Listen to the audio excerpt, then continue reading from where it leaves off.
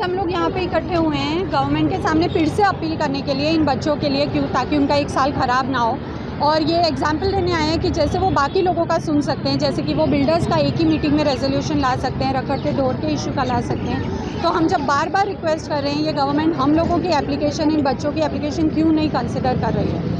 ठीक है, ये बच्चे छोटे हैं, अभी वो बोल नहीं सकते अपने लिए, इसलिए उनको कोई सुनना नहीं चाह रहा है, ऐसा हो रहा है। तो इसीलिए हम आज यहाँ पे आए हैं काली पट्टी लगा के, क्योंकि लिटरली उनकी वॉइस को कुछ मायना दिया ही नहीं जा रहा है यहाँ पे, ऐसा ही हम लोगों को फील हो रहा है। तो हम फिर से वही बोलने के लिए आए हैं कि हम अभी भी यही हैं, हम अभी भी वही रिक्वेस्ट कर रहे हैं। और जब बाकी स्टेट्स की गवर्नमेंट इतना सोच सकती है, वो लोग रिलैक्सेशन दे सकते हैं, चाहे वो कर्नाटक हो, महाराष्ट्र हो, पंजाब हो, तो हमारी लागणीशील सरकार बच्चों के लिए लागणी क्यों नहीं रख रही है? क्या मांगनी और कैसे मदद?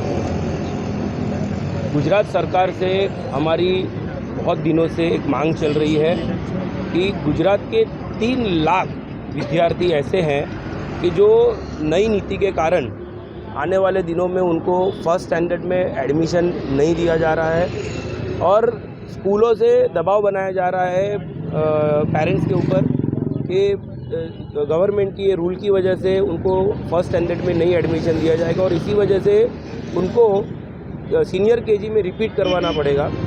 ये जो रूल है, ये रूल जो सरकार लाई थी उसके बाद तुरंत ही कोविड काल की शुरुआत हुई थी और इसकी वजह से डीओ ऑफिस, जिला शिक्षण अधिकारी की जो ऑफिसेज हैं, उनको भी ये नए नियम की जानकारी नहीं थी, स्कूलों को जानकारी नहीं थी और इसी वजह से जो ये इसका इम्प्लीमेंटेशन है वो ठीक से नहीं हो पाया था।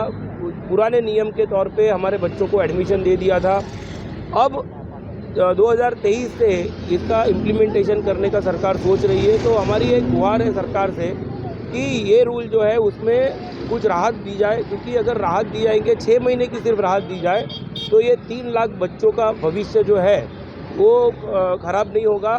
गुजरात के जो पेरेंट्स हैं वो इस रूल की वजह से उनके फीस के तौर पर, एजुकेशन एक्सपेंसेस के तौर पर 3000 करोड़, क्योंकि एक बच्चे के पीछे ऑन एन एवरेज 1 साल का 1 लाख रुपए का खर्चा होता है, तो वैसे में 3 लाख स्टूडेंट्स हैं, तो 3000 करोड़ का नुकसान ये पेरेंट्स का होने जा रहा है।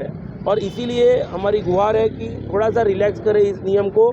ये बच्चे आने वाले हमारे देश के आने वाले भविष्य है और अगर उनके साथ इस तरह से सरकार पेश आएगी तो शायद दूसरे राज्यों की जो बच्चे हैं वो इनसे आगे निकल जाएंगे। आने वाले 15-17 साल, 20 साल के बाद हमारे बच्चे ही पीछे रहेंगे और अन्य राज्यों में रूल ऑलरेडी रिलैक्स कर दिया गया है। कर्नाटका में 2025 से कहा गया है, महाराष्ट्र में दिसंबर का रूल ले आए हैं, राजस्थान में भी रिलैक्स कर दिया है।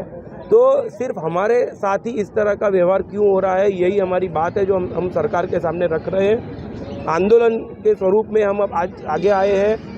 आज ह्यूमन चेन बनाकर हमने हमारा विरोध प्रदर्शन किया है। सरकार को हम विनती करना चाहते हैं कि जिस तरह बिल्डरों के लिए आपने रातों रात अपने नियम बदलकर और थोड़ा सा रूल रिलैक्स किया है, तो उसी तरह से अगर 6 महीने का रिलैक्सेशन इन बच्चों को भी दिया जाएगा तो इनका भविष्य जो है उनके साथ खिलवाड़ नहीं होगी।